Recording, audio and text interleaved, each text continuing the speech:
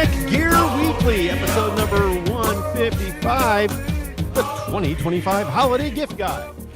Reported live Sunday, December 7th, a date which will forever live in infamy. 2025, live from iTechGear Central.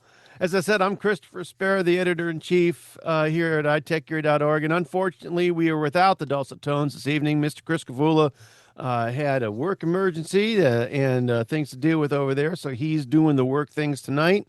But we do have the former editor here, or the editor here at iTechGear, and the former contributing writer at Gear Diary, and currently the host of the Linux Link Tech Show, Living in the Retro Arcade podcast, and fitness for the rest of us. That's Brother Joel McLaughlin. How are you, sir?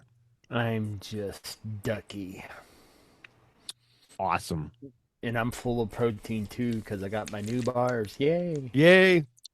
Peppermint bark. Mm-hmm. Nice. I love that. I love peppermint bark. Anything. Yeah. Yes. Anything peppermint. That there, though, is the editor here at iTechGear and the former co-owner of WUGNET Publications. That's Dr. Mr. Larry McJunkin. How are you, Dr. sir? Mister.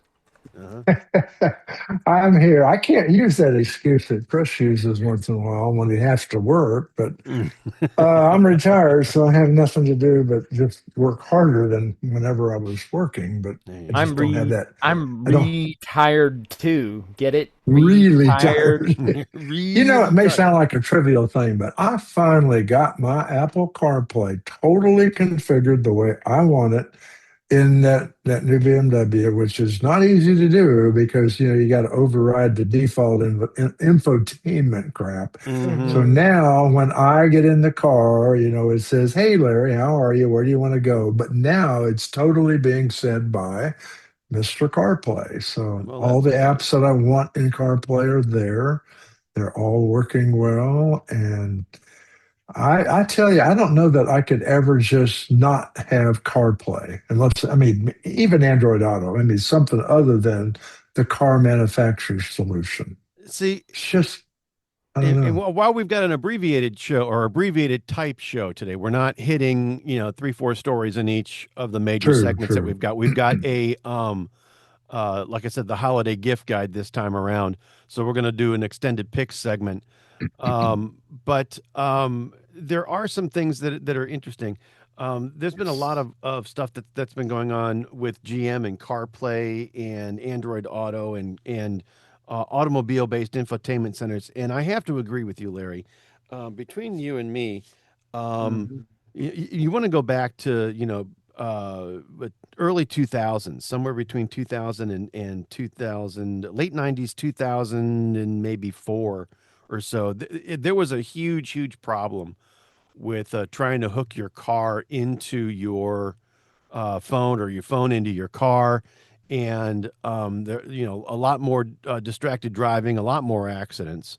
Things like CarPlay and Android Auto have really gone a long way to making it easy, to standardize the way that folks use their phones in their cars, depending on which OS flavor they're using, either iOS or Android. They've gone a long way to standardize the way that you work with your phone or not work with your phone, but yet still get all of your content and what you want out of your phone while you are driving.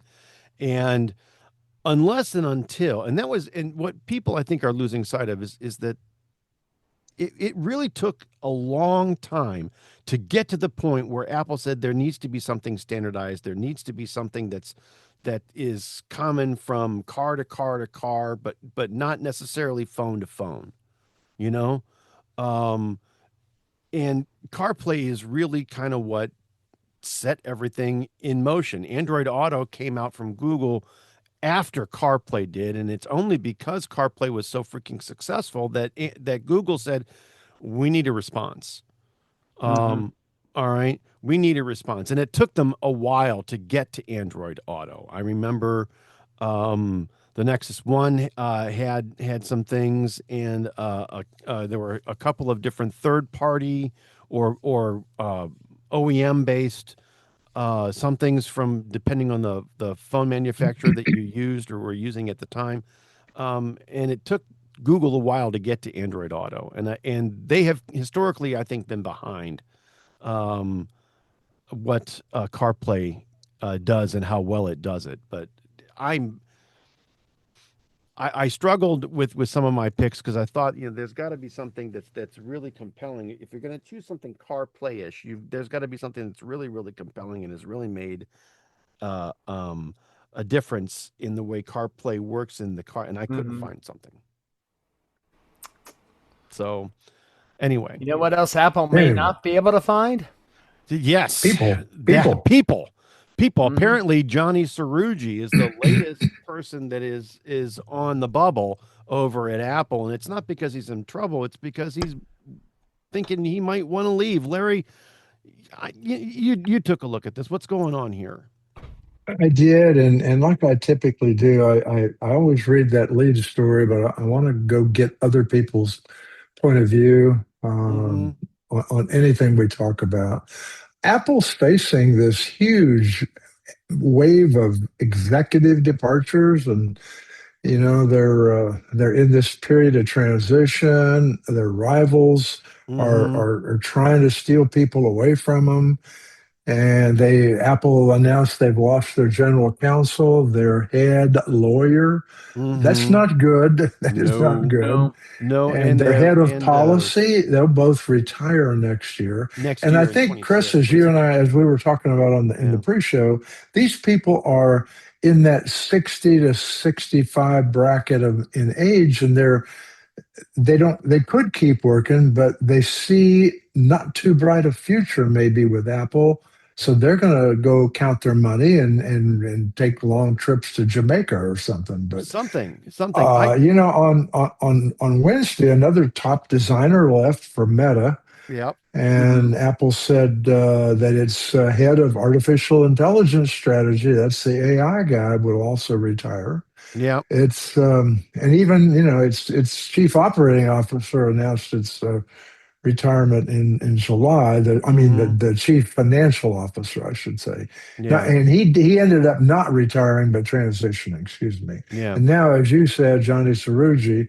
And what I find interesting about Johnny leaving is he's not just a high paid executive with Apple. He's also the hardware brain behind a lot of their innovations and many of their improvements. So this does not Absolutely. bode well for what is happening behind that circle of steel and glass. I don't know. I think it's underscoring a change in the guard a little bit, and that may be why Tim Cook is trying to hush hush his like, I'm really not going to retire, when he was, I think, would have stepped down by now, or at least indicated so. Yeah. And I think with this, all these problems Apple has with people defecting to OpenAI and Meta, and they're behind the AI curve with Siri. I mean, I know that Apple's reign is going to stick around. They're going to always be big in what they do as long as consumers will access their online services. But you know, I don't know what the real future. I don't know. Somebody else You chime know, in you know, here. my father-in-law is an amazing businessman, and I had asked him, back in 2010, 2011 timeframe, I said, are you investing any in Apple stock? It's going to split again. They're going 7-1. All right. Are, you know, are you, can he, and he flat out looked at me without even batting an eyelash. He said, no, Mm-hmm. no, I truly believe that Apple is, once Steve Jobs leaves, he'll, the company will be done. It's all based on him and his vision, and nobody's been able to indicate that they're able to step in. And when that guard leaves, all right, or that generation, if you will, expanding out just a little bit, because he was dead set that when Jobs either passed away or would leave or retire, that the company would just shrivel up and die. Give it five Of years, course, people it would be didn't, gone. but It didn't, right? but that's what we're thinking now. It's a reenactment of what your father-in-law Yes, said. yes, and we're thinking that And now. Apple will be okay, but we look at it now like, well, wait a minute, this big number one problem or number one company in the world out there has issues. Yeah, it's got a couple of problems. The most the largest problem that they've got, and the one that's the most visible, is their AI problem, right? Their Siri problem, and what they're going to do now. They've taken steps to buy an AI from Google. All right, they're going to And use they are going to use Google's Gemini, they're going to use I yeah, that's a good move. I think that's a it is. sound move. It Yep. is. Um, Google is not fragile. The other people that they looked at, the other companies like Perplexity, there's some fragility there that I wouldn't want to invest all my billions in. there's a But little bit of Google, I instability will. with Perplexity and with OpenAI, and they don't have the permanence and the staying power that Google has proven over the last 25 plus years, right? There are a lot of people who think, as I do, that Cook can, in fact, truly secure his legacy as one of the all-time best tech Right. executives, if they can fix the AI problem they have right now. Yeah. So and if he does do that, I think then you'll see Tim Cook not grace the stage anymore. Well, here's the I think the largest concern that they have with I mean, you're looking at folks like Eddie Q, who's taken a huge step back away from the limelight. Folks like Tim Cook and Craig Federighi, Johnny Cerrugi, Johnny Ive, that whole generation of folks that helped Apple come up and be where they are today. The biggest problem I think that they're going to have is I don't know where the next level of or the next generation of brain trust is going to come from, whether Yeah. or not Like, they've truly Well, identified those potential don't forget, candidates. these are the people who garner the press and all this. These top executives, they are losing people in the Yeah, not upper just the senior visible. engineer Yeah, level, who are what I would say still in. They don't want to be managers. They are super good at what they do, and they're the reason that we have Apple toys to play with every day. absolutely. They're And leaving too, but they don't make the news. no, they right. don't. But at some point, it's going to bubble up, and this is where I've got the largest concern. Not that it's going to happen overnight, but in the next 5 to 7 years, is Apple still going to be Apple? All right. Right. Are they still going to have and command as much of the market as they have been over the last 20 some Mhm. years? You know, I mean, will there even Phil be Schiller will is there be an 65. iOS, an iPad OS, a Mac Right. OS to help drive the market? I mean, Yep. it's leading. There are two phone operating systems, just two. All right, Android, some flavor of Android, and iOS, and that's it for phones. Mm-hmm. That's it. All right. When Craig decides to retire, what's going to happen? I mean, have they identified, what kind of roadmaps do we have in place in terms of operating system, hardware, chip design? Um, uh, uh, uh, Pick something else. Doesn't matter. But what kind of dashboard or roadmap do we have that's set up to take us, to the next 5 or 7 years, Mm-hmm. that will allow them to, while they're executing on those strategic Right. goals, build something else. I think what we're saying, boys and girls, is this is a bigger problem than it looks. Yeah, Yes. Yes. I yeah. mean, because you got to look at who they got left. They got Phil Schiller, and he's 65. Mm-hmm. And the last person that was made an Apple Fellow in the first one in 20 years since Wozniak and all them. Mm-hmm. And then you got Federighi, Q, Joswiak. Saruji. Yeah. Who's gonna take over for Tim? And that's Chris, you said something interesting what's that? also in the pre-show. At some point, all of these people are going to want to go count their money and take Yeah, life easier. yeah, Mm-hmm. And they can't lose sight of that. These people are humans. They have families. They have loved ones. They've worked their butts off for all these years and decades. Some of them, they're not going to work until they hit the emergency room and die. They're going to want Yeah. that like like Period.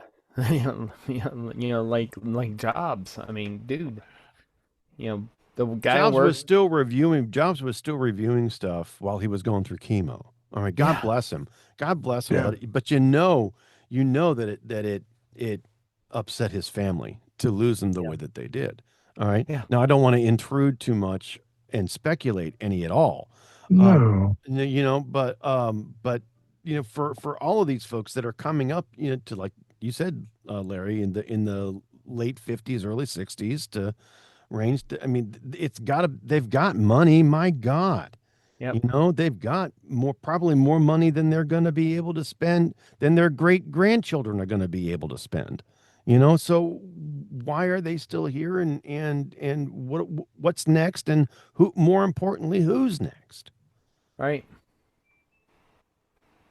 So, ugh.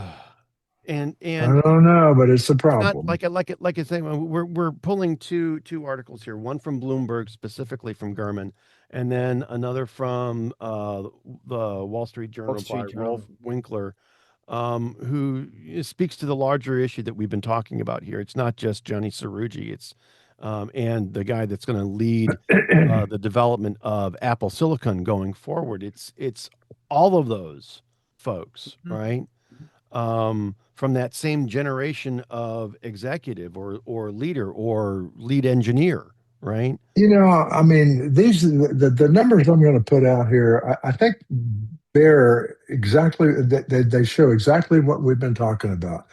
The net worth of an average worker bee engineer with Mm-hmm. 20 years with Apple, if he just took normal stock options, didn't do anything crazy, anything, whatever, just the normal average Mm-hmm. financial path, and he's still not in management, still an engineer, Mm-hmm. and he's been there 20 years, he's probably got 10 to 10.5 million.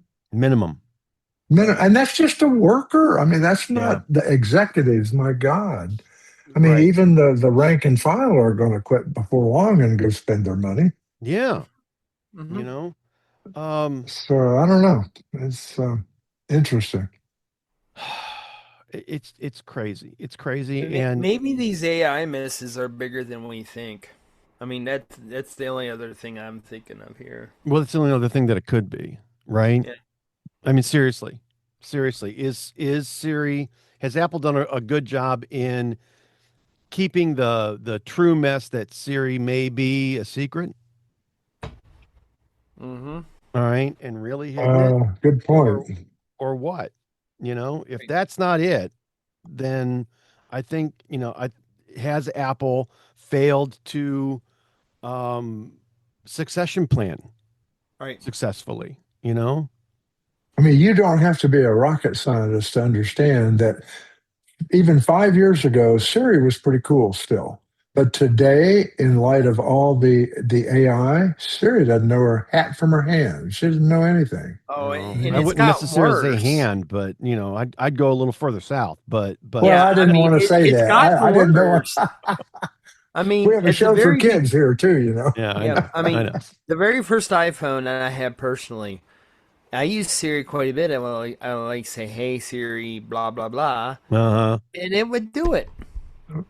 Yeah. But then it just Because you stopped didn't doing know there it. was anything better. I mean, Well, that's No, none of it that's us just part no of did. it. no, it just stopped doing it. Like the Yeah. we always I had a phone bridge, when I first started with the company I'm with now. I would say, hey Siri, call the phone bridge, and it would do it. And then one day I said that, and it was like, huh? And I'm like, what the hell happened? And then she Yeah, went and for several years with nothing but here's what I found on the On the web. web, right. Here's what I yeah, found on the web. I could have found that myself. Thank you. Right. yeah. Now, if I had if I and which is one of the reasons why I hooked my Chat GPT account to Siri, right? Just Hmm. to go ahead and give her a little bit more of a boost. Right. But I don't know if that problem, that AI problem, is larger than we think it is, or if it's just that they don't have the right people at the helm right now because retirement or whatever else. Don't know. Don't care.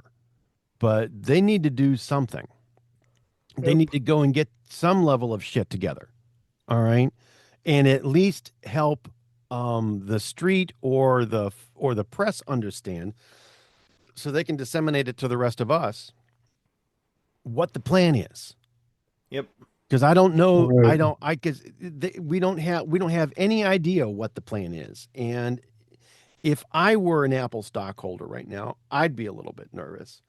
Yep. Um, I know that as a guy that went fully Apple, all right, um, because it was the one platform that could natively run Windows. It was the one platform that could natively run Mac OS or OS 10.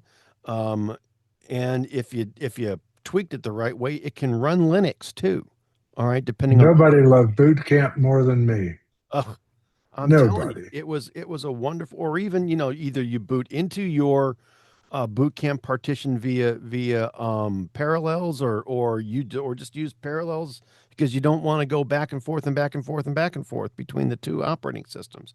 But Yep. it Well, if you could, live with, if you wanted the real thing or the pseudo true, thing, sort true, of. true. All right, but the point is, it was the one platform that could do it all, and it made sense so that you didn't have to have more than one computer. Yeah. Yeah, and then now God knows what they're going to do after Sharuji retires, and what kind of cookbook they leave with him, or he leaves with them, right? Right. So anyway, well, So, that is the Apple segment for this week. I'm going to move us now to our greatly abbreviated mobile Linux segment, Yep. and Joel, QPR this two. one is for you. The December update from Google apparently is QPR2. Yep. It certainly is. The big things out of this is lock screen widgets and more Material 3 expressive in the settings app. Mm-hmm. They split off parental controls from Mm-hmm. digital well-being. Not that I care about that. Uh, Under Mm-hmm. display and touch, enhanced HDR brightness gives you an intensity slider from dimmer to brighter.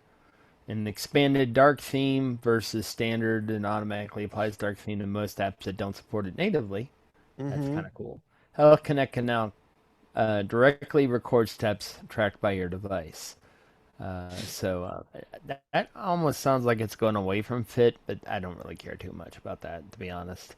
But Well, the lock screen widgets, I actually do quite enjoy. It's just like I get got my Pixel 9 in here. uh-huh. And I just Yeah.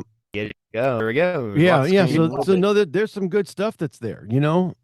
Some of those are Yep. really very, really very, very nice. Very handy. I don't know iOS has how got them often too, I'll and use it. Yeah. Don't iOS. know how often I'll use the lock screen widgets because it's just as easy for me to just unlock it and look the stuff up myself. But Mm-hmm. it's nice to have, I guess, if I need a quick check on the weather or something and I don't want to unlock the phone completely. I guess things that help me stay more present in whatever Mm-hmm. situation I'm in is not a bad thing. Absolutely. So, but other Absolutely. than that, I mean, they squished a whole bunch of bugs with this month's update as well. Mm-hmm. Uh, Too many for me to get into right now. Some of which I don't even remember having a problem with myself. But Yeah. then Google's good with that. I mean, but this is a good fix, and it's a nice one. They have this is a major SDK release this time for I think second quarter. Oh wait, I or think is you're this going to a see. I think no? This is it's the minor quarter. Yeah, this minor is SDK. well. This is well. Still, this is Right, if you're running a Pixel device, you can go get it now. right. It's If true. you are on an OEM device, whether that's Right. Samsung, LG, Motorola, OnePlus, whatever it is, your Yep. carrier will get these updates out to you once they Mm-hmm. do whatever it is that they need to do in order to tweak it for their hardware. Yep. And hopefully it won't take everybody too long to get it out. Yep. Um, But Verizon's already got it out. On the Pixel devices. I mean, Verizon has been really good lately. Never been behind. So all the old carrier mess that they used to have is pretty much gone. So I mean, yeah, well, yeah, I I'm think very the satisfied with the it. only one that's really slow right now, I think, is AT&T. Yep. They've done, and I think it is specifically because of the way that they manage their networks. Mm-hmm. So, so it's all a matter of how they how they how they manage their frequencies and what they let ride on the network. Yep. Um, but that's just me. Right. Um, so, if you're a Pixel user, go get it now. Especially if you're an unlocked Pixel user, go get it now. Otherwise, it'll come to you in a update probably in the next month or two. But Yeah. that still remains to be seen. Yep. So, all right. So I'm going to go ahead and I'm also going to move us to our Windows segment. We're not going to take a break before it because again we've got a couple of other things. We'll take a break before the pick segment. Um, But in the we don't have a lot here, and we are without a wheel spin and a mistake-a-thon episode this week, simply because Well, it's the holidays. We don't want to spin yeah, it too well, much more. you Be know that's what I'm nice. saying. That's what I'm saying. However, your friend Larry and mine, Mr. Ed Bott, is saying that Windows 12 is coming, and we aren't going to like it. You know, we talked a little bit Well, about this, mentioned it briefly during the week, and yeah, um, Edbot and WUGNET go back a long ways, and I know that he is connected to. He's connected to both of us on Yeah, LinkedIn, and I don't know if you're listening, Ed, but if you are, happy holidays, and yeah. I hope we never have to drink that lousy coffee again. So with Windows 10 dying, there's a lot of and Microsoft is completely revamping the way that Windows works. And Windows 11, Windows 10 is dead.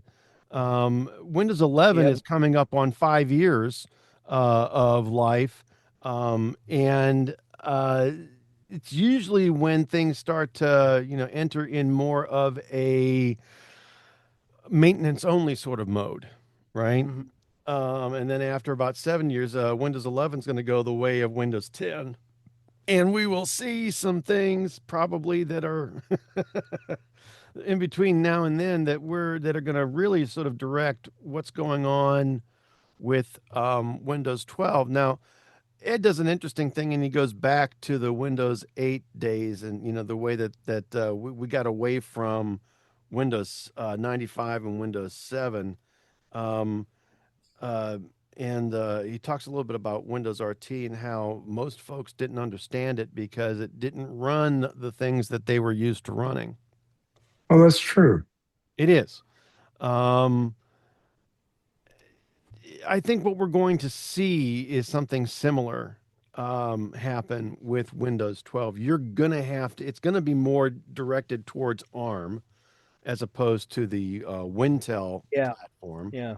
which would include AMD. It's going to be more ARM based because you're going to need the neural engine to power the AI. Microsoft is really wanting Windows to become more of an agentic AI sort of thing. You're going to end up saying, "Hey, Windows, do this. Hey, Windows, do that." You're going to have AI optimized hardware in order to be able to do that. And a lot of the stuff that's out there right now Mm-hmm. ain't going to cut it. And Microsoft wants AI to handle all those little daily things that you sort of spend hours tweaking here and there, and you can just say, "Hey, go and create this with that, and give me the things," and all of You a know, sudden, Microsoft is faced with somewhat the same conundrum that Apple is. More, I think, with Microsoft because they have more, their user base is more, of course, worldwide. But if you stop and think about it today, way more than maybe 10 years ago, there you have the teenagers and the early 20s crowd, maybe going into the 30s that are just getting settled into work really good. And then you have another segment of the 60s and olders. Those two segments are learning they don't need a computer to do Right. anything. They can No. do it with a really nice tablet and a really nice phone, Phone. Yeah. and life goes on Yeah. because our corporations give them whatever else they need, but for Yeah. their personal use, they don't need it. I mean, I can't tell you the number of people that are leaving their computers behind in my life here in this Yeah. club. It's Yeah. unable. Yeah. No, Well, They're as you going to get older, you iPads. won't need it. As you get They're older, going to you won't have iPads. no. yep. No.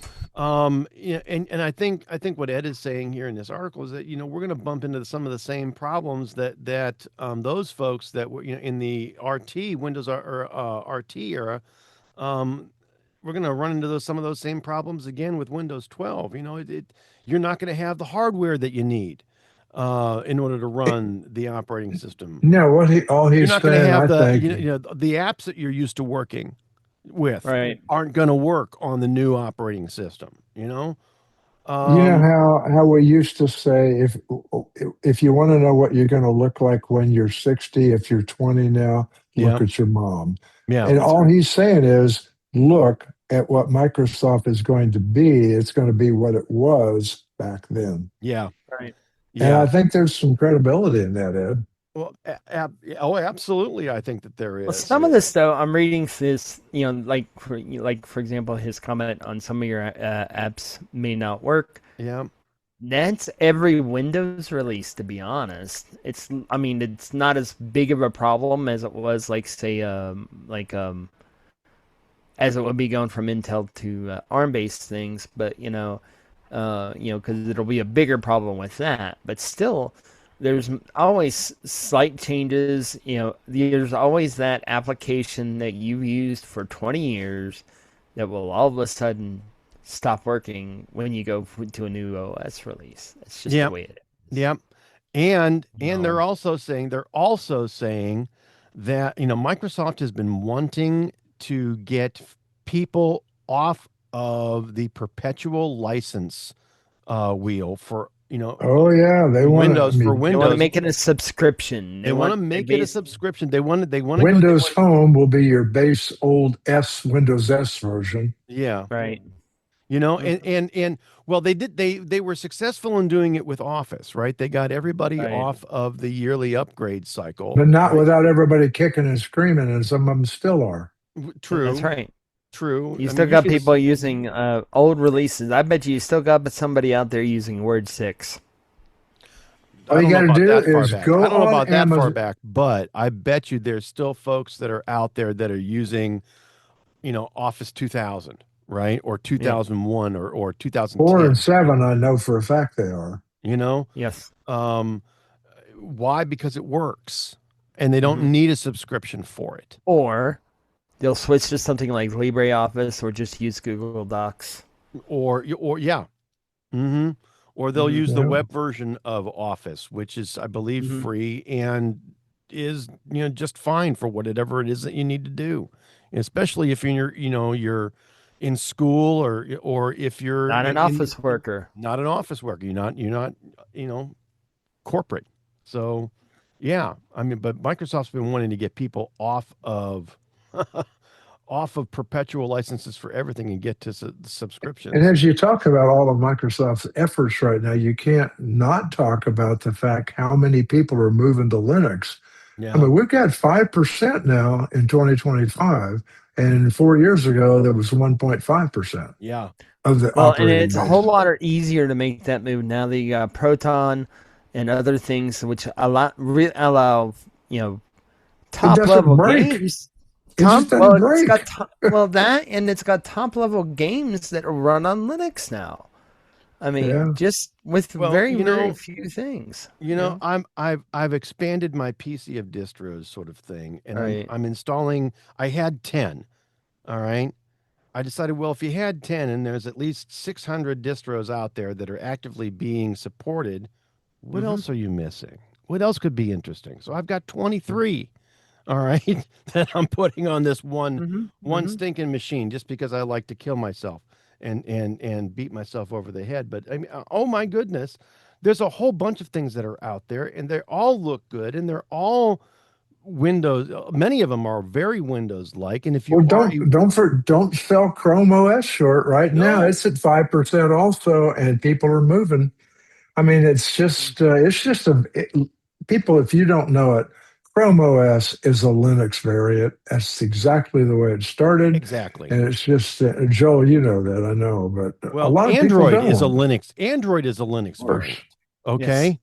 Chrome OS is a Linux variant. But There are many. Chrome and Linux together are over 12% market share right It's this minute. amazing, and it's amazing that there is at least that much.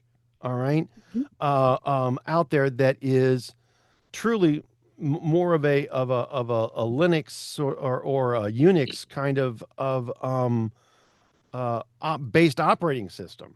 You know, it's all coming back. So I wouldn't be surprised if in the next few years there's a huge decline in Windows, a huge rise in Linux. All right, and maybe not Well, Apple's necessarily. already declaring the iMac almost dead. Yeah, The MacBook, no, but the iMac. yeah, they're all in one, right? Yeah. They're all Hmm. in one. And if we weren't doing the gift guide this week, we would have talked a little bit more about that in the Right. Apple Right. Right. segment. Right. But and Well, it doesn't make a difference at all. I don't know that it does, but it's interesting.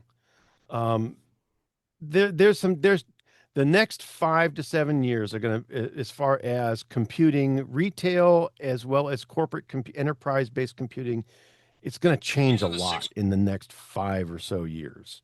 All right. Um, Watch, it's going to be completely different from the way that it is today. All right. Um, get ready, kids, because we're climbing up that hill and it's about to crest over the top, and the Buckle up. ride is going to get interesting. You know. Buckle So, up. yeah, Yep. buckle up, Buttercup, because here it comes. That's like my dad. Like my dad is probably going to be one of the last holdouts to switch to something like I mean, he has a tablet, he has a phone, Mm. but he'd never go to a Chromebook.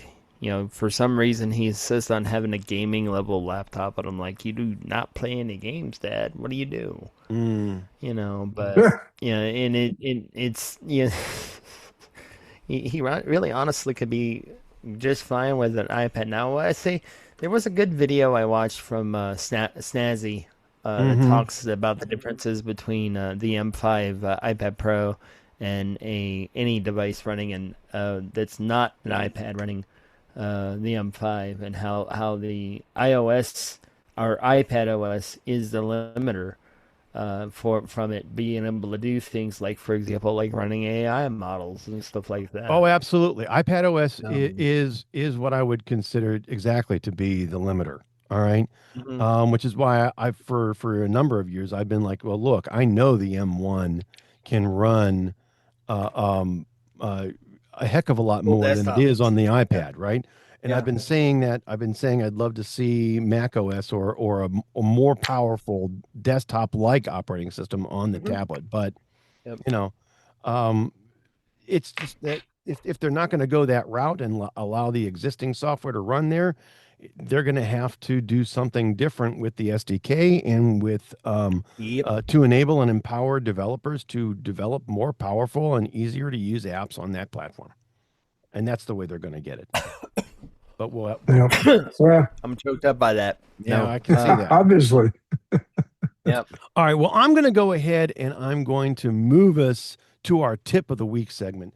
And this is, speaking of software and whatnot, this is, I think, very, very apropos for this week. I want to talk, but before I get to the actual tip, again, I want to remind everybody that iTechGear was founded with the intent of making technology easy for everyone to use and understand. And this team specifically is dedicated their writing careers to that specific purpose. So every week we're going to have a tip here on the iTechGear Weekly, authored by one of our experienced editors. And if you've got questions, concerns, comments, and yea, dare I say, ideas, you can go ahead and send those over to tips@iTechGear.org, and we will just absolutely give you your 15 seconds worth of fame and credit and whatnot for the idea that we go ahead and use here on the air. This week, however, I want to talk a little bit about free downloads and free software.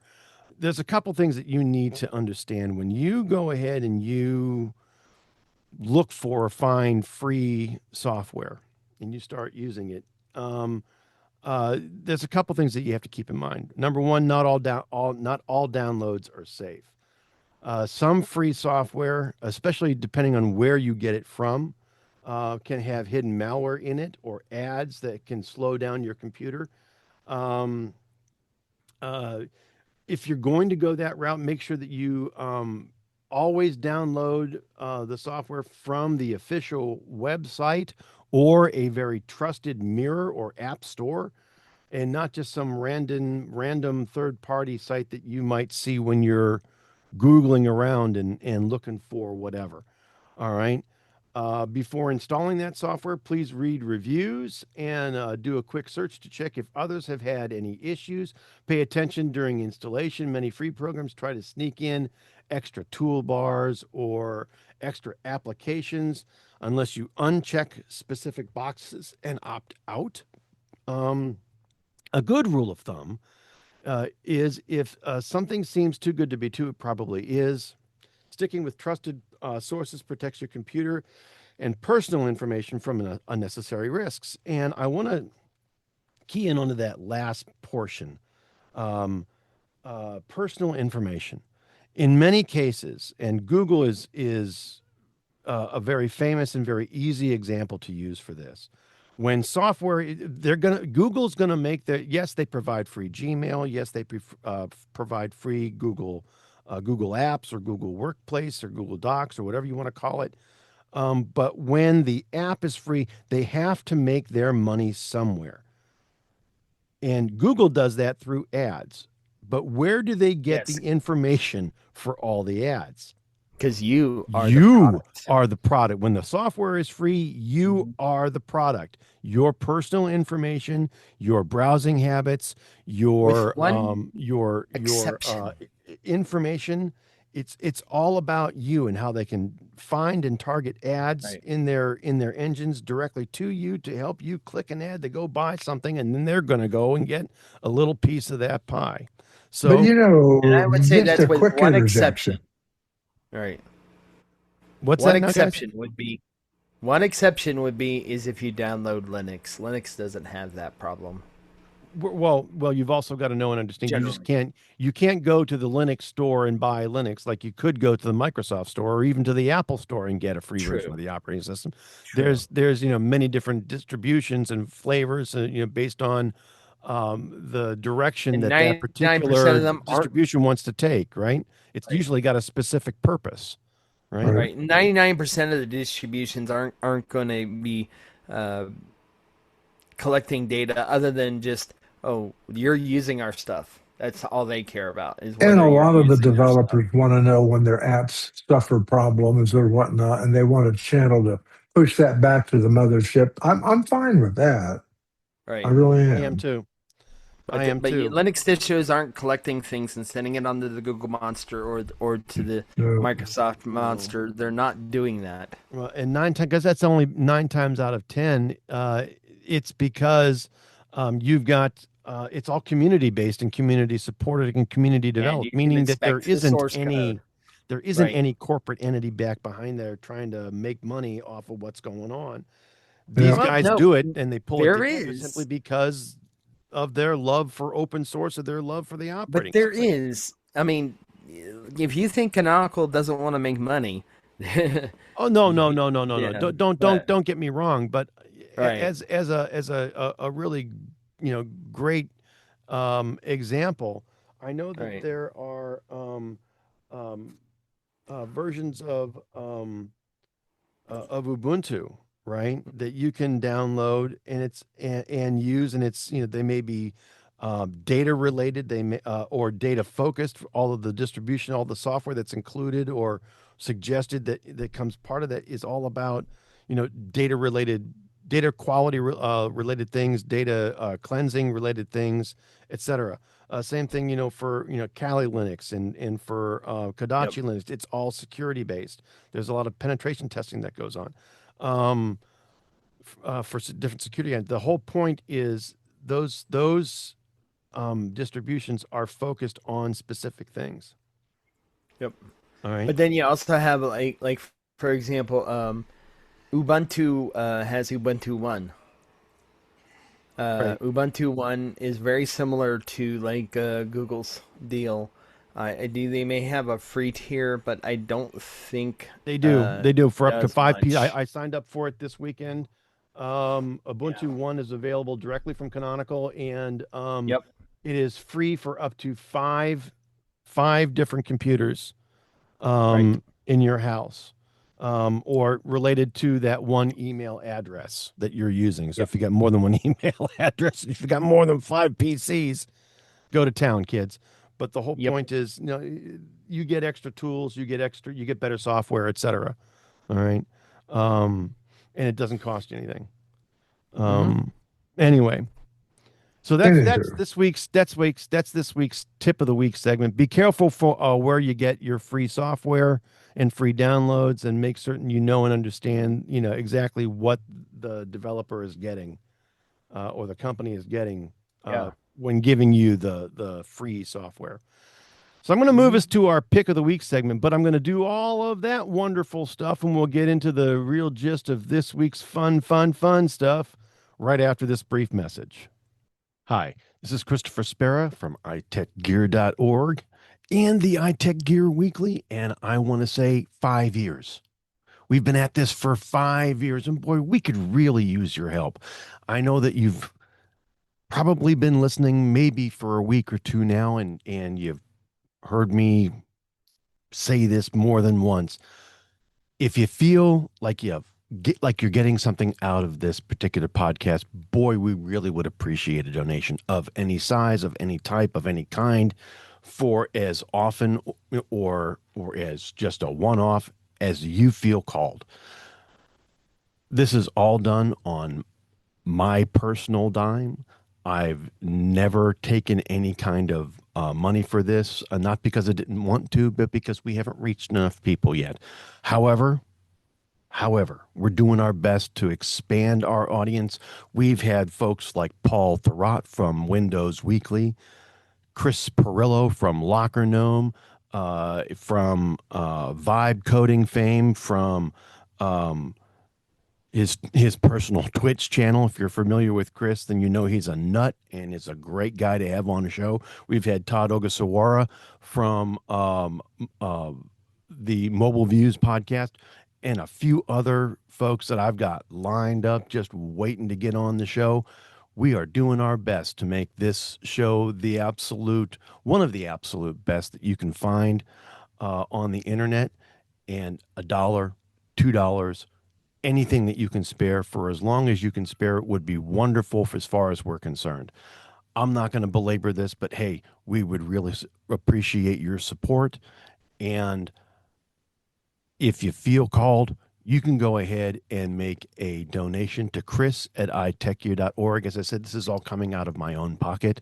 So anything that you can go ahead and send us would be greatly appreciated.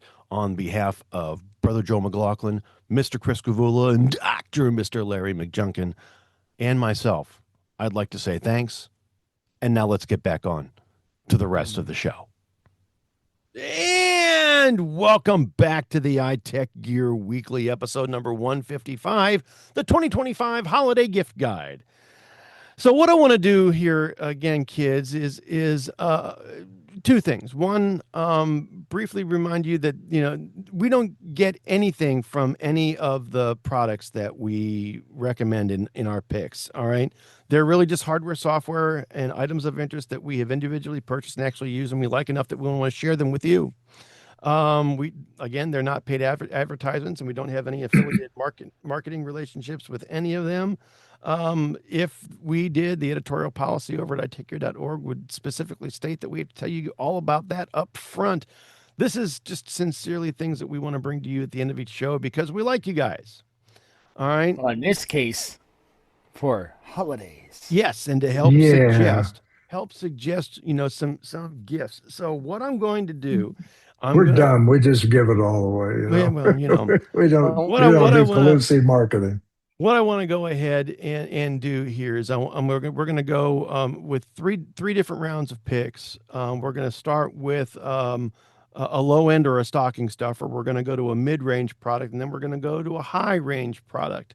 And I'm going to give everybody an opportunity to give their pick for that specific category, and we'll go around all three of us. So, Larry, why don't you go ahead and start us off with your stocking stuffer based pick? And what is it? How much does it cost? And where do you get it? Okay, my stocking stuffer pick is actually it probably won't fit in a stocking, but the price tag will. It's if only you squish it, 35 bucks. if you squish And it, this is a brand that we talk a lot about on this show. And the brand name is it's marketed on Amazon and it's called Tom Talk. They do all kinds of bags for different things, for different colors, different sizes. It's kind of like you go pick out the bag type you want on Amazon, pick any one of them, and then it will have about 5 or 10 or 15 different devices that it'll fit in. So if you like a bag and you have, I don't know, a Surface Pro 7, well, it'll tell you if they make a model for that. Mhm. I have 2 or 3 of these bags, and I know Joel probably has more than me. But I had to have a new one when I got my latest M5 MacBook Pro. So I got on Amazon. There it was, 35 bucks. Uh, and if there's one thing we all agree on when it comes to laptop bags, there's no one I don't think makes a better product at this price point. I personally No. have a couple of Toomey bags. I have 2 or 3 Briggs and Riley bags, and these things are 300 to 500 bucks. Mm-hmm. I'm going to tell you what, I gravitate to a Tom Talk every time I hit the road, every Yep. single time. And I do Yep. that because they're functional. They're pocketed perfectly. They're durable. They're always lightweight. They're beautifully designed. The one that I got here that for on the show pick for the stocking stuffer is for my MacBook Pro M5 14-inch, which fits precisely, not loosely, but precisely in the padded compartment that comes with 4 corners that are reinforced in case you drop it. And neither of my Toomey or my Briggs Riley laptop bags have that function or feature at all. No, they're just a bag. Mm-hmm. And again, all you got to do is go to Amazon, pick out the style of bag you want, different kind of pockets and stuff that it has, and then it'll display what various devices you can order it in a custom fit. They're Yep. always in stock. Most of them will be here overnight or same day.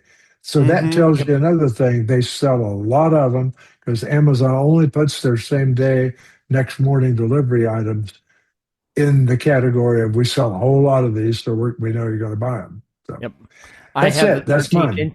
Yeah, I got the Yeah. 13-inch variety originally to hold my Surface Pro 6, but which means I bought it back in like 2020 something. But it also happens 2018, 2018, I 2019. 2022 bet it still looks actually. pretty darn good, doesn't it? It does, and the one I have the one the 13-inch. It will fit the MacBook Air, and that's what I use for my MacBook Air now. In fact, hey, here we go. There it is. Mm-hmm. It's You a know, Most great of them bag. are It's a great most of them are bag. Tom Talk black is or a. gray, and they come with a really cool orange leather type handle, which is Mhm. Yep. very, very cool. Yep, Yeah. and I have. Hey, and then here's the iPad one. Right. So They're this is big the on orange tablet and one. black. Yep. Yep. Yep. And So I wanna say that Tom Talk is a really good and very reliable brand, and yep. I have not seen a bad product from them. Nope. Never, not one. Never. So excellent, And excellent choice. the thing I love with it is it fits all the accessories. I have my my Logitech mouse in there. I have my little hub in there, the power adapter. I got a hard drive in there. I've got everything I need in there. That's And awesome. that's the only thing that would be better, and this is something I'm looking at in the future, and it's not one of my picks this week. But Tom Ben makes the sleeve for my brain bag. I need to get one of those for that. But Nice. other than One, that, one, one last comment about a Tom Talk yeah, design. They are made to take the things you need. They actually keep you from taking too much crap, They this do. is but they true. don't have all the extra pockets. Yep. They just have what you need, basically. They do. Yep. I will tell you that the one backpack that I am carrying right now, it's really a camera bag. Um, but um, they it's more of a mobile office, right? Yeah. Because I carry everything, right? Mm-hmm. That I could possibly ever want or might even think about needing. And Right. I mean, there are times when I've pulled out absolutely everything that I Mm-hmm. carry in that in order to do whatever it is that I've got to do. So good stuff. Anyway, good bag. And Good bag. if you're into gaming, they make cases for the Steam Deck and the Switches. So Nice. there you go. Nice. Okay, Joel. So your stocking stuffer. All right. Well, mine's actually kind of older because I just haven't seen a need to upgrade it. But they do have newer versions of it. But mine is the Anchor Soundcord Bluetooth speaker which is IPX5 waterproof speaker with stereo sound, 24 hours of playtime, portable wireless speaker, blah blah blah. It's one of those crazy titles here, but it was only Mm-hmm. $25, and I got it about in 2023.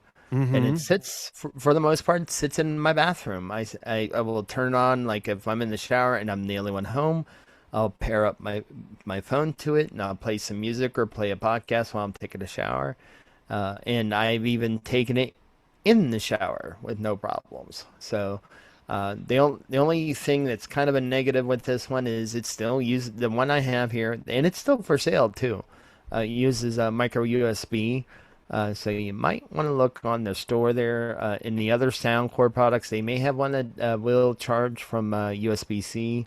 Mm. But Anchor, I have been very, very happy with almost any product I've gotten from them. Their power banks, speakers like this. I've got some of the headphones. Mm-hmm. I have no problems with any of them. So, Yeah. No, Anchor but, Anchor is another one of those yep, brands that we are very, very pleased and very, very happy yes, with. Um, there have been a couple of issues with a couple of power banks that they've had, but they've recalled those and yep, they've taken care of those issues. Um, but they are from a battery perspective, from a speaker's perspective, I think that they are probably one of the better and safer bets you could make for a product like this. So, yep. And I will say this: they're not probably the most.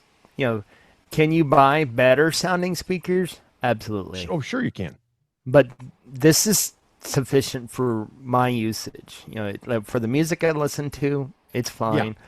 They have another one, this Soundcore 2, which is very similar form factor. And it's IPX7 versus Mm-hmm. IPX5. But I believe that one is a USB-C. I'm looking on there on the listing here. Well, I might go ahead and put that in the show notes too.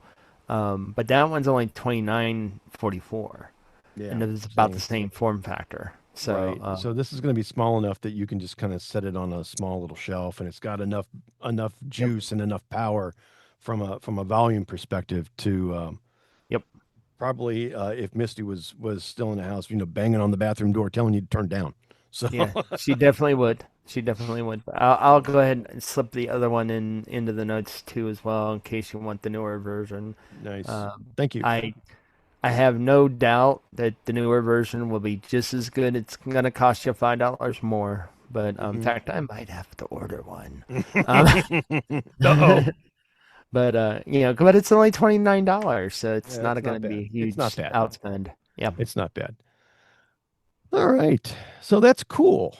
Um, so for my stocking stuffer, this is, I tried to think, what is something that I know my family could want and use, and something that has seen a price drop recently. I mean, these things were and what I'm specifically speaking to is the Apple AirTag. All right.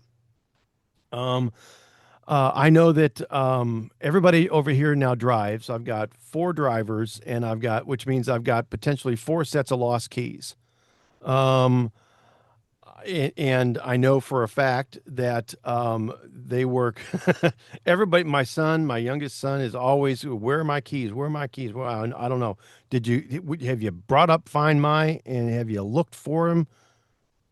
Oh, no, no, no. And he goes and it takes him right to his keys.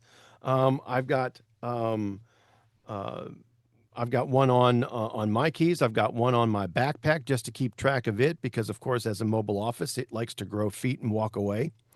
Um, so they're fabulous. And right now, Amazon's got them for $25. As we get closer to um, Christmas in the next week or so, you might see the price drop a little bit, and definitely after Christmas, you'll see the price drop. They've been as low as about $19. I've seen them at 19.99.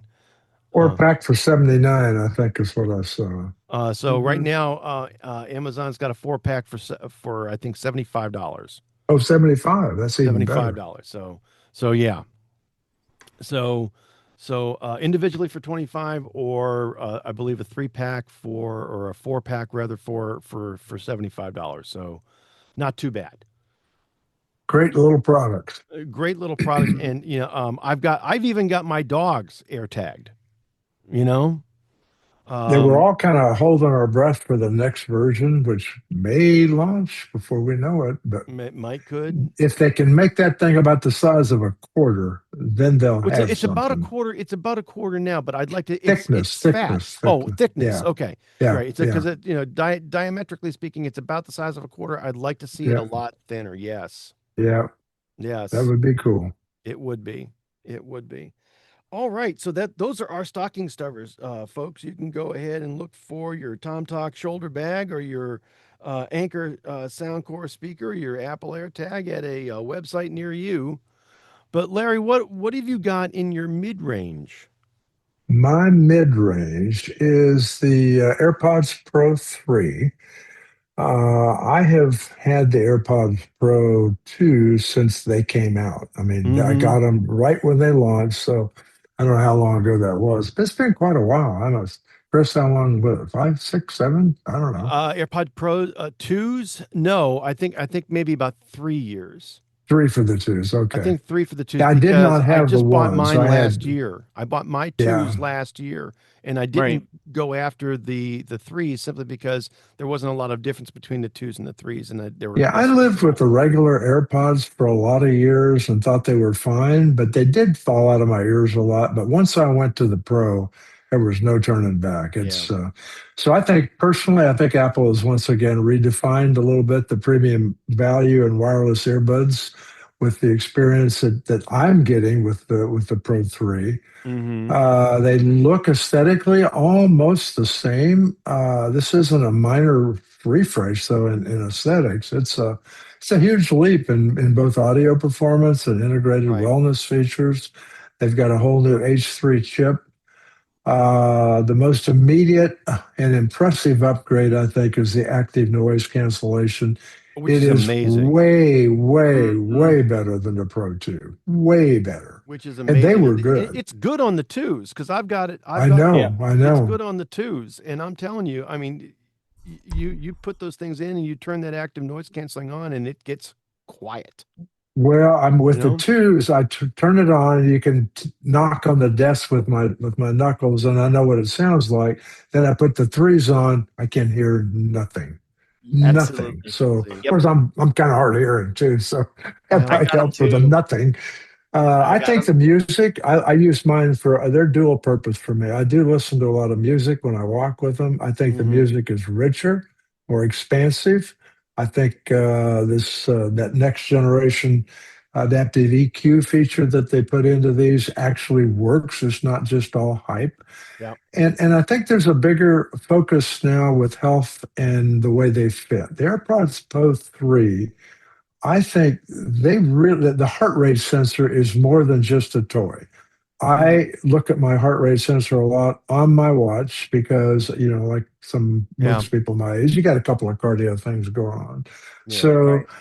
this thing is absolutely within a heartbeat or two away from what my watch is saying. So it's got to be close enough for government work. I mean, I've pitted it against that in my Apple Watch, and it's again only a beat or two off. So, Yeah. but for My only me, complaint with any of the AirPods Pro, is I can't seem to get the hearing aid stuff to work well. Not that I need one, but my well, problem is I can't get the room quiet enough to get them set up. yeah, I tried a couple times, Phil, and Yeah. I was going to try again this weekend. I never got around to it, but I do want to try that because if it Yeah, me truly too. works, I might go get fitted for some real hearing aids. Who knows? Hmm. Yeah. But for me, the next feature I'm going to talk about is the biggest for me. I think they have re-engineered the way these things fit. Yep. They now come with what, five? I think four, or Yeah. five, five, Four. five. Yeah, the ones that fit me are the ones that just were on it, the standard Me size too. that Apple says fits 80 some % of the people. Yep. They do Same include the thing with five me. sizes, but for me, that one fits so perfectly. I don't feel Yep. it's in my ear.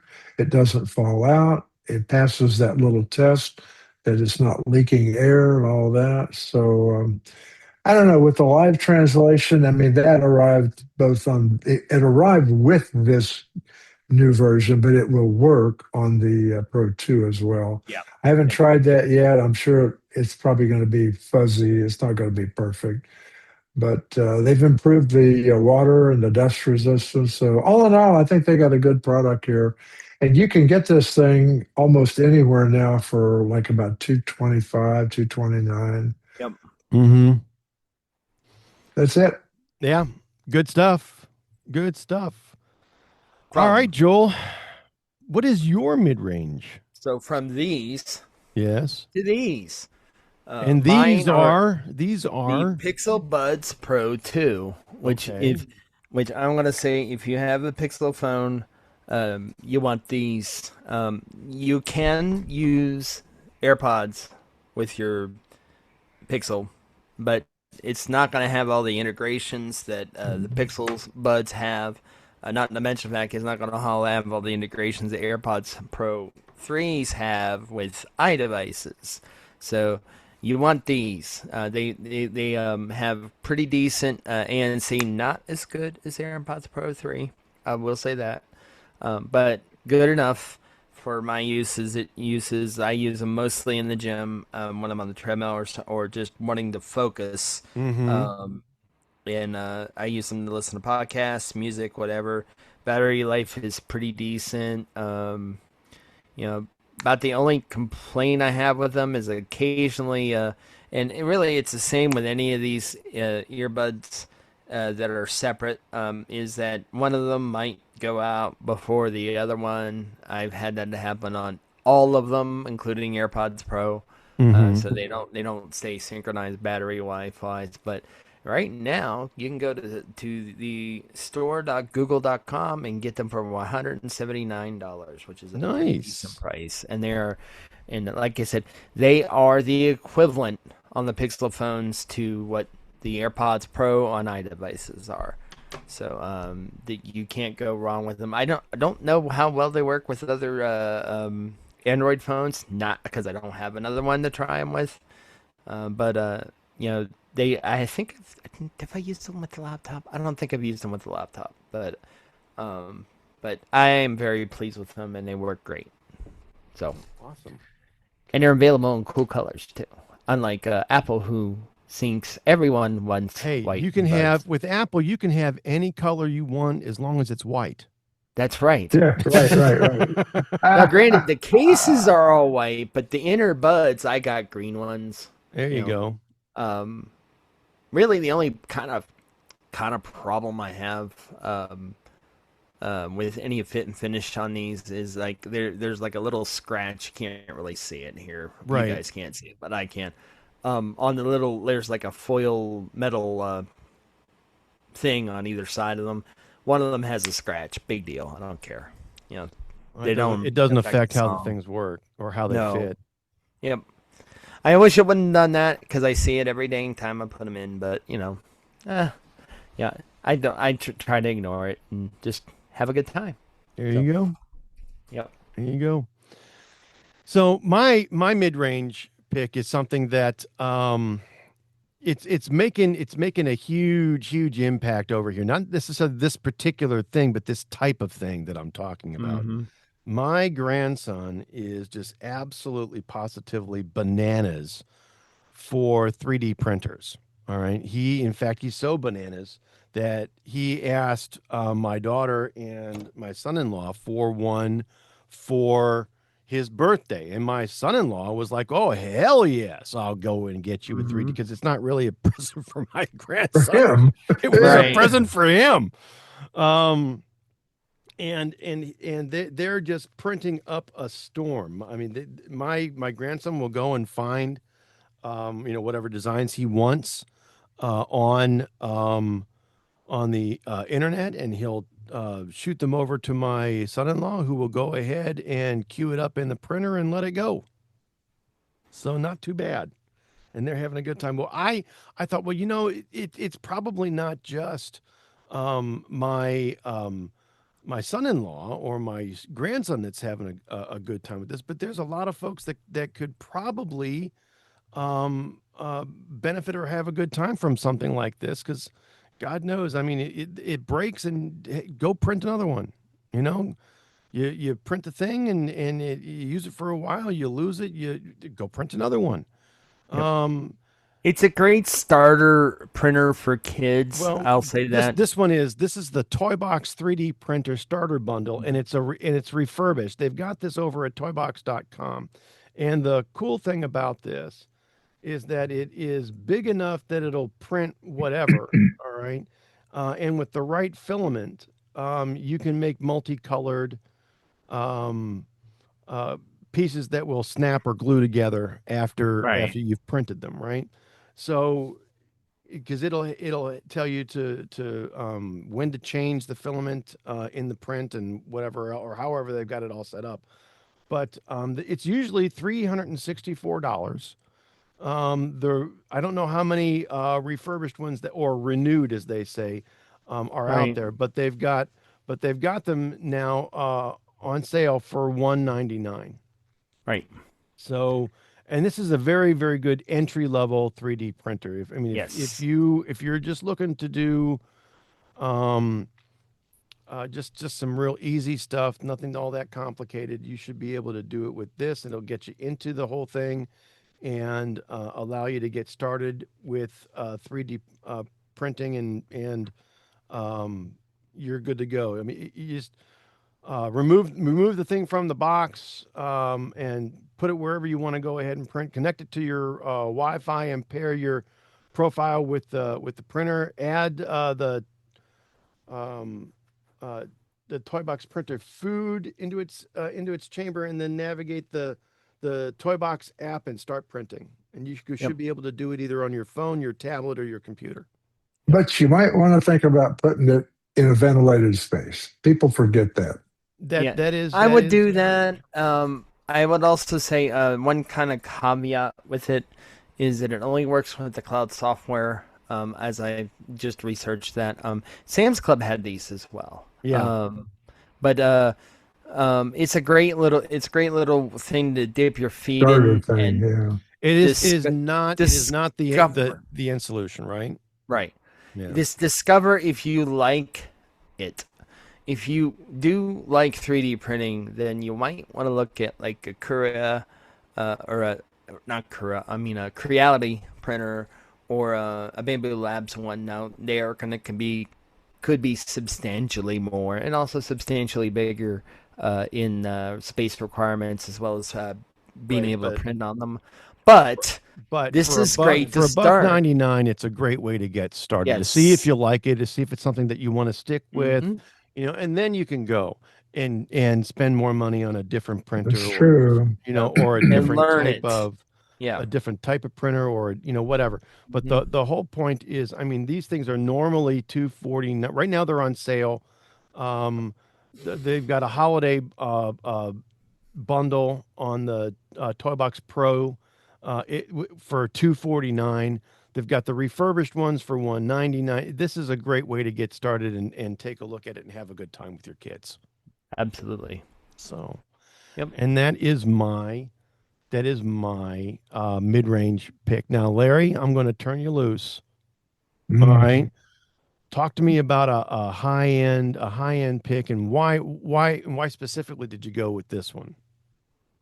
Good question, Chris, because there were, I mean, I could have, I guess, got anything I wanted, but I wanted something that was good enough, something that I wouldn't look back and say, I wish I had bought something more, Mm-hmm. or vice versa. I'm sitting here with, 900, gigabits of memory, and I don't really need it. So I tried to spec this thing out to fit my use case Mm-hmm. and take care of my desktop workload as well as the reason I bought it to start with. I just do so many things on the road, web development, blah blah blah, and it just I tried so hard to do that with the newest with the M4 iPad Pro.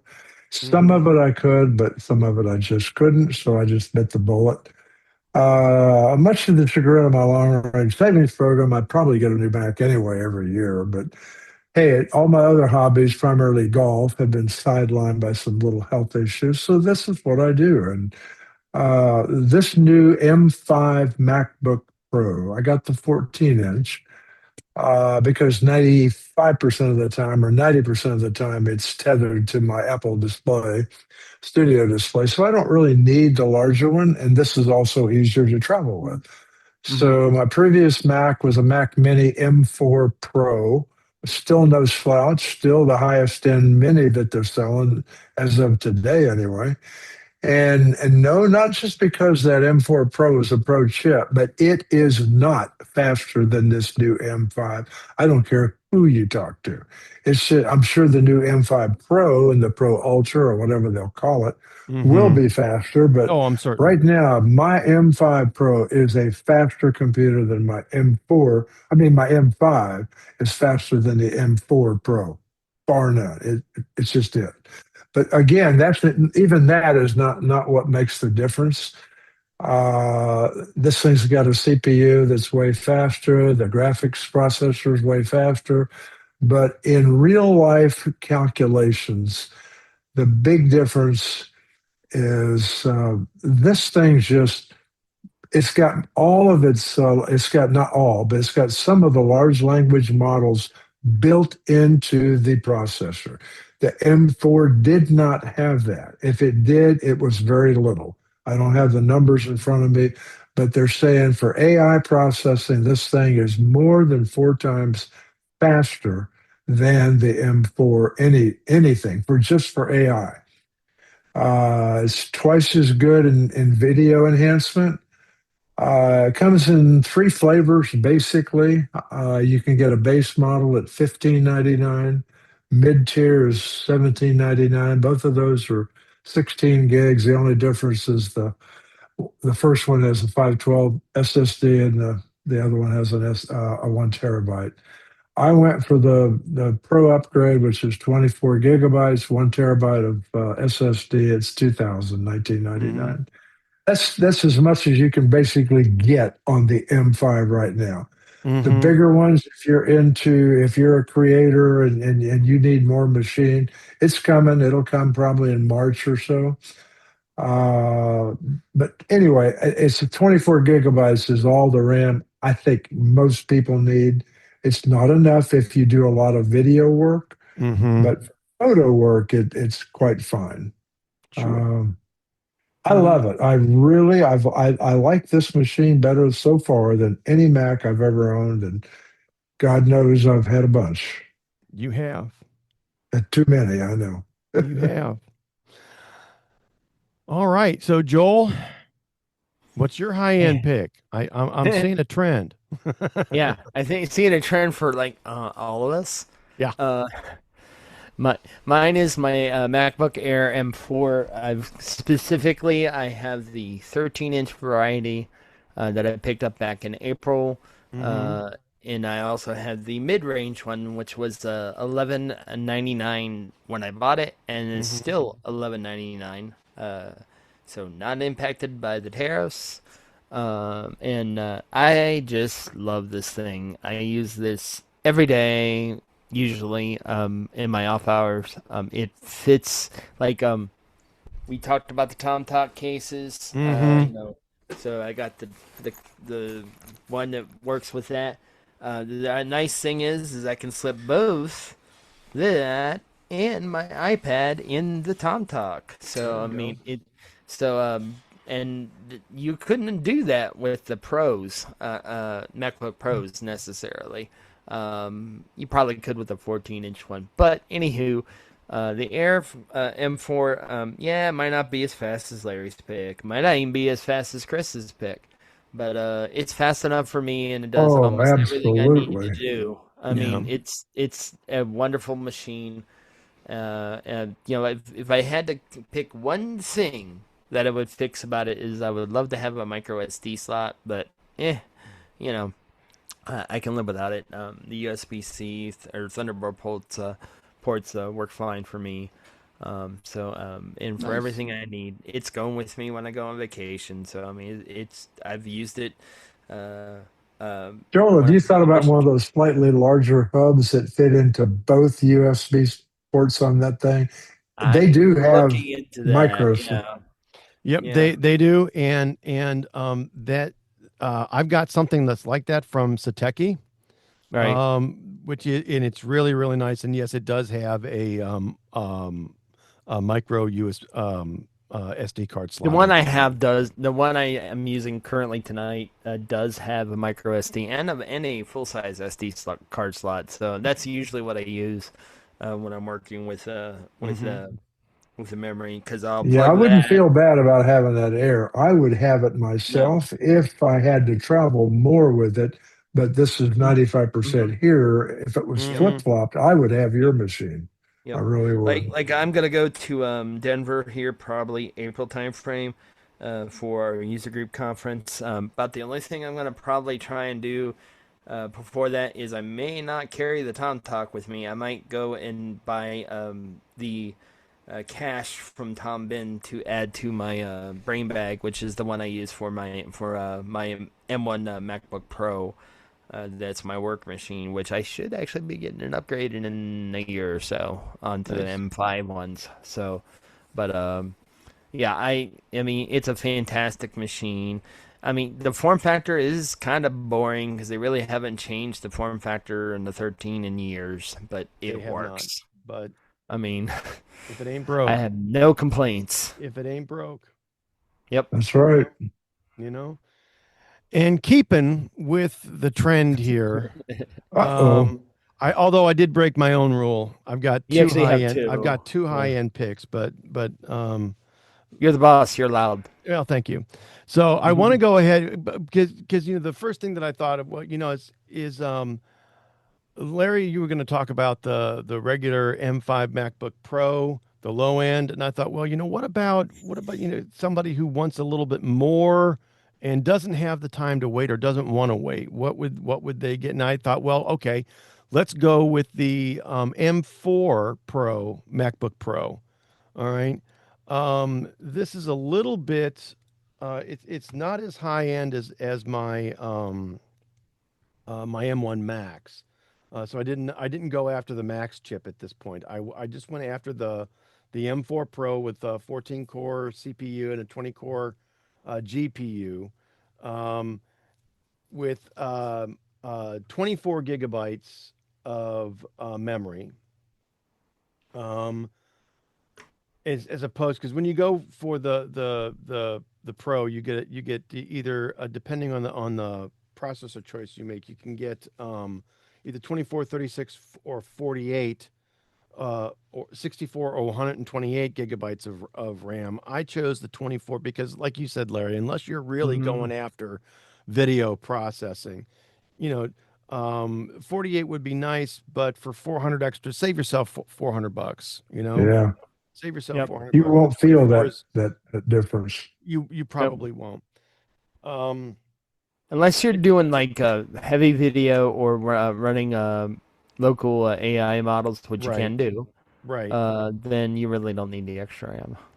Agreed. And Yep. I stuck with the 512 gigabyte SSD, simply just because wanting to keep this under $2,500. Hmm. I wanted really to be a little bit more frugal with the choice.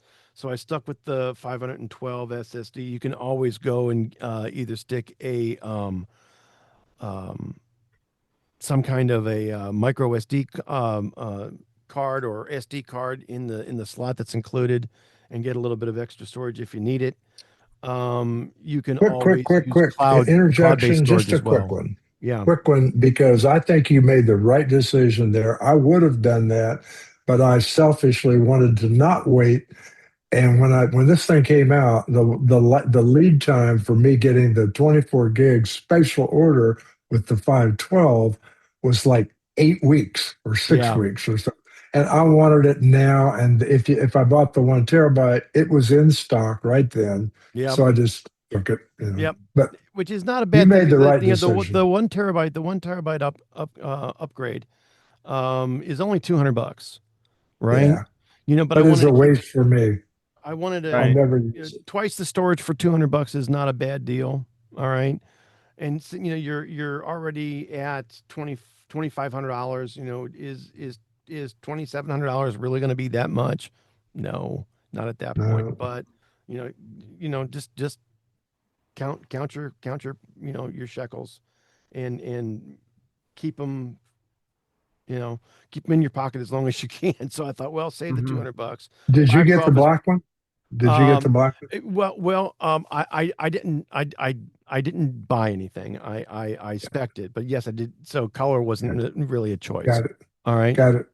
It wasn't a consideration, but yes, it is spec'd it black. Got it. So Right. the other thing I said, well, each of us have we're heavy Apple here. On the what's a good pick for a mid range or a high end Windows machine? And I've been doing a lot. Number back in 2021, the company that I was working for um, allowed for a purchase of a new computer, and I bought myself, and they ended up paying for the Lenovo X12 detachable Gen 1, all right, which is a Microsoft Surface Pro clone. So I thought, well, it. What does the I knew that they came out with a Gen 2. What does it, where does it really um, um, where's the value in that? Is there a Hmm. value in that? And what do it get you? Well, it gets you a little bit more. All right. This one comes with 32 gigabytes of RAM as opposed to the 8 that the Gen 1 came from. All right. Or came with. So you get 32 gigabytes of RAM. You also get a Core Ultra 7 as opposed to the i5 or the Core 5 that would have been the appropriate equivalent back in 21. It also comes with Windows 11 Pro, as well as gives you the ability to stick in a cellular option um, as well. Um, and I'll tell you, I like my Gen 1 a lot. I've been talking about a PC of distros for the longest time, and I'm actually doing that on the Gen 1, which has got, like I said, an i5 and 8 gigabytes of RAM, and it's right in the sweet spot for Linux. The nice thing about this particular system, though, is that if you do want to get a larger SSD or hard drive, don't pay Lenovo for it. Go and get you go. It's probably it's an M.2 uh, uh, 28 42 or 2832 um, uh, SSD, and you can get them cheap. So Hmm. get the lowest, and then upgrade it yourself. It wasn't all that difficult to do. So, but with But 32 gigabytes of RAM for a Windows machine is really the sweet spot about where you want to be. And the 1920 by 1280 IPS anti-reflective, anti-smudge touchscreen is not too bad. So for $16.99, not too bad. Not Nope. too bad. A lot of machine there. It is. It's a nice little machine. We hope somebody we know will make a good operating system for it soon. Soon, yes, because the people that are doing it now, don't get me started. We'd have to spin the wheel and do the whole thing. So, but that's really that's those are my two high-end picks. I've got the M4 Pro MacBook Pro for $24.99, and then the Lenovo X12 Detachable Gen 2 for $16.99. Not too bad. Both good solid picks and good solid machines. But that, kids, is the show for this week. This has been the iTechGear Weekly, episode number 155, the 2025 Holiday Gift Guide, recorded live Sunday, December 7th, 2025, live from iTechGear Central. For the missing Mr. Chris Gavula, Brother Joe McLaughlin, and Dr. Mr. Larry McJunkin, I want to say, hey, we will see you next time.